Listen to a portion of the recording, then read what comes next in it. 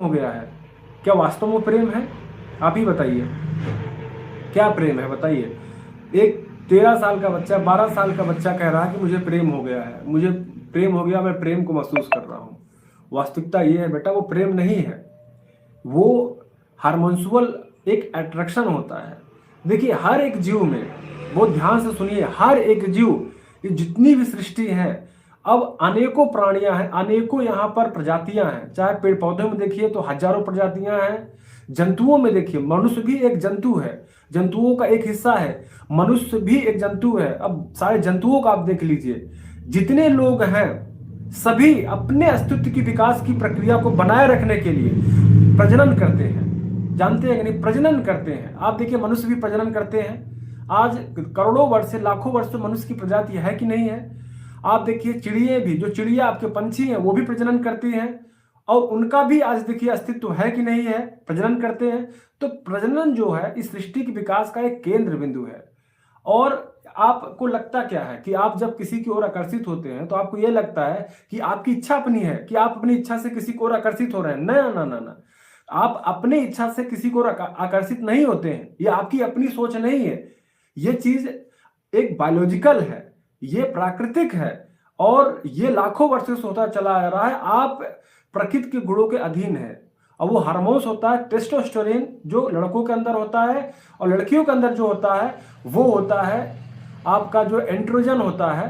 तो वो हार्मोन्स आपको विवश करता है वो कार्य करने के लिए। प्रकृति ने, जैसे समझ लीजिए कि अगर आप कोई रोबोट बना दीजिए, है ना, रोबोट बनाने के बाद उसे आपने हिंदी भाषा का एक प्रोग्राम दे दिया कि हिंदी बोलना है, तुमको चाय बनाना है या बनाना है, 3 प्रकार के प्रोग्रामिंग किया, तो वो रोबोट 3 चीज ही कर पाएगा। एक, वो हिंदी बोलेगा, या वो सब्जी बनाएगा और चाय बनाएगा, इसके सिवा चौथा वो कुछ नहीं कर सकता है, क्योंकि उसको प्रोग्रामिंग आपने 3 चीज का ही किया है। रोबोट को आपने क्या किया है, या तो वो रोबोट सब्जी बना सकता है, ये प्रोग्रामिंग किया है सब्जी बनाने का। दूसरा आपने प्रोग्रामिंग किया है कि वो हिंदी बोल सकता है, वो हिंदी भाषा को ही समझ सकता है। तीसरा प्रोग्रामिंग आपने किया वो चाय बना सकता है, इसके सिवा चौथा नहीं सोच सकता। उसी तरीके से जो मनुष्य हैं या जितने भी जीव जंतु हैं, प्रकृति ने प्रोग्रामिंग करके रखा है, उनके डीएनए में पहले से ही व्याप्त है कि वो कौन कौन सा बिहेवियर करेंगे, वो कब क्रोध करेंगे, कब कहाँ आकर्षित होंगे, कब क्या करेंगे।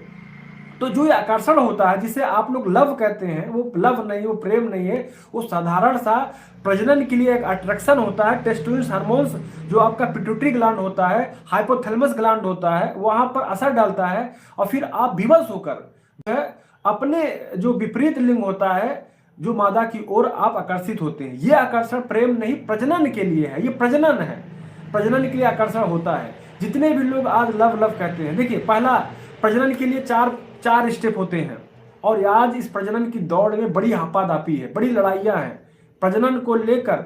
आप कुत्तों को देख लीजिए, कुत्तों में जब उनका समय आता है प्रजनन का, और अपने वंश का, अपनी पीढ़ी को बढ़ाने के लिए, तो कुत्ते आपस में किस तरीके से विद्रोह करते हैं, किस तरह से लड़ाइयाँ होती है, और न जाने कितने की जान चली जाती है। तो आपको लगता है कि नहीं कुत्ते की ये दिमाग है, नहीं नहीं नहीं, उनको कुछ भी नहीं पता है, उनको नहीं पता है कि वो क्यों ऐसा कर रहे हैं, क्योंकि उनके अंदर ऐसी प्रोग्रामिंग पहले से हुई है, ऐसे हार्मोन्स हैं जो उन्हें विवश करते हैं।